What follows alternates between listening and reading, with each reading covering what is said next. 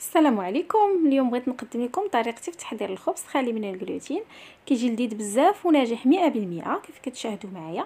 فنمروا باش نشوفوا المقادير وطريقه التحضير. بسم الله على بركه الله. هنا خديت 150 غرام دقيق الارز، 150 غرام ديال دقيق الذره، و300 غرام ديال دقيق خالي من الجلوتين.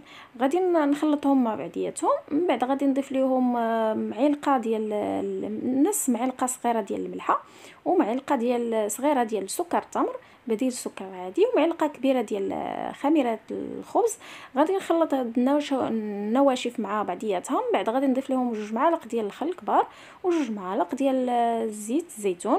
غادي نعجنوا هاد المكونات هذه بالماء دافي، يعني حتى نحصلوا على واحد العجين رخوي، ما يكون ما قاصح ما خفيف.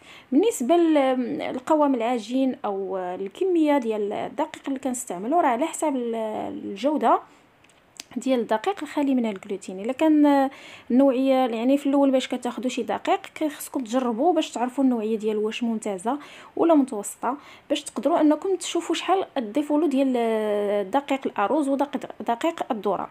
بالنسبه لهاد النوعيه انا اللي استعملت فهي ممتازه بزاف. نقدروا نستعملوا نفس الكميه ديال دقيق الارز، نفس الكميه ديال دقيق الذره، ونفس الكميه ديال دقيق خالي من الجلوتين، وغادي نتحصلوا على واحد الخبز اللي هو ناجح ومزيان ورطب. كاين النوعيات اللي كتكون شويه الكاليتي ديالها ولا الجوده ما كتكونش ممتازه، فكيخصكم تكثروا من الدقيق الخالي من الجلوتين، يكون اكثر من دقيق الارز او دقيق الذره. فيعني كتشوفوا في الاول خصكم ضروري انكم تجربوا الدقيق باش تعرفوا شحال تقدروا الكميه ديروه، وفي نفس الوقت حتى الماء واش تكثروا الماء ولا تخليوه شويه ثقيل. هنا من بعد ما كنخلطوا العجين راه كتشوفوا القوام ديالها كيف كيولي. غادي نخلطوها وغادي نغطيو العجين ديالنا حتى يتضاعف الحجم ديالها عاد باش نشكلوها. هنا من بعد ما كيتضاعف الحجم ديال العجين غادي نفرغوا منها هذاك الهواء، وغادي نبداو نشكلوها. غانا نستعنوا بالزيت، يعني ندهنوا يدينا بالزيت. الا كنتوا اول مره يعني كتجربوا انكم تصايبوا الخبز الخالي من الجلوتين، خليوا العجين ما تكونش خفيفه بزاف باش ما تعذبكمش.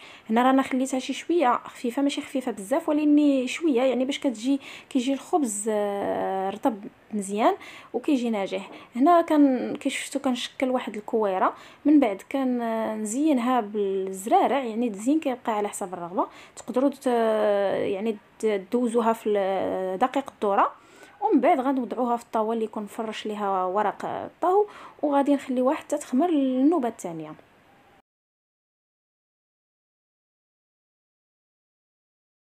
هنا من بعد ملي يخمر لينا الخبز كنطيبوه عادي يعني من التحت، ومن بعد كنحمروه. هنايا خبيزات هادو راه دهنتهم هنايا بواحد السميد، خليط ما بين السميد ارز ذره الكينوا الإلان، يعني كان شاط ليا من واحد الحريشات صايبتهم.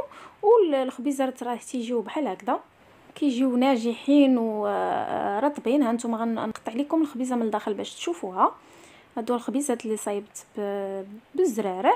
هنايا هانتوما كيف كتشوفوا راه يعني مفيش فاش كيف كنقولوا، راه كيجي ناجح 100%. هنا كانوا شاطوا ليا واحد جويجات مبغاتش نطيبهم يعني في الفران، غادي نضيع عليهم الفران على والو، طيبتهم غير في المقلاة. وهادو هما الخبيزات راه كيجيو لذاذ بزاف وناجحه. الوصفه ناجحه 100%. نتمنى انكم تجربوها وتعجبكم وتناولوها بصحه وراحه. شكرا لكم على المشاهده، كنضرب لكم موعد في فيديو مقبل ان شاء الله. السلام عليكم.